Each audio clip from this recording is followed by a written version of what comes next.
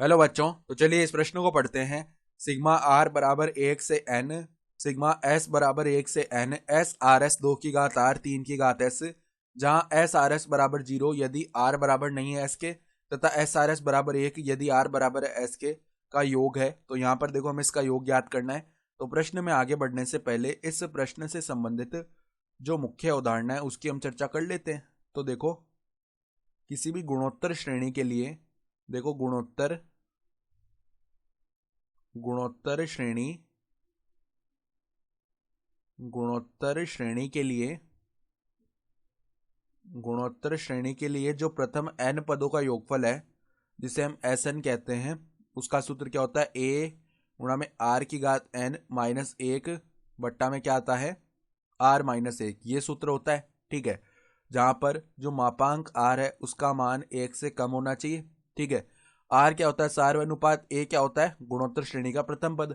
तो अब देखो वो कह रहा है कि एस आर एस का मान 0 है जब आर बराबर नहीं है एस के, और एस आर एस का मान 1 है जब आर बराबर है एस के।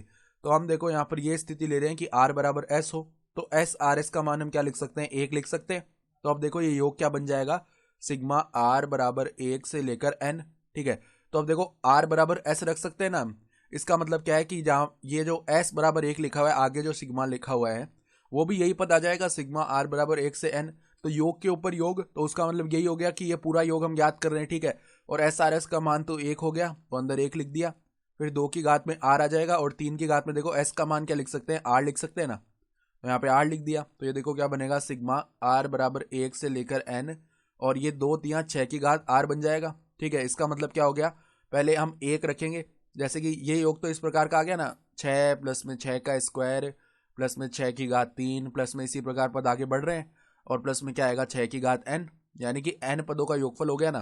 तो अब देखो ये गुणोत्तर श्रेणी में है, तो और इसका सार्वनुपात कितना हो जाएगा? आर बराबर जो सार्वनुपात है, चलो बड़ा आर लिख देते हैं, वो 6 आ जाएगा, और पहला पद है 6, ठीक है।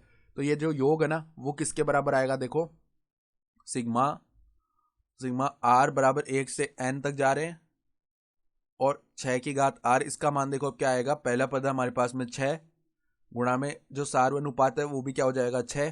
तो 6 की घात n माइनस 1 बट्टा 6 माइनस 1 कितना हो जाएगा? 5। तो ये देखो कितना आ रहा है? 6/5 गुणा में 6 की घात n माइनस 1, ठीक है। तो अगर हम विकल्प देखें ना, तो विकल्प जो बी है वो हमारा सही विकल्प आ रहा है, ठीक है। तो आशा करता हूँ कि आपको ये प्रश्न समझ में आया होगा। धन्यवाद।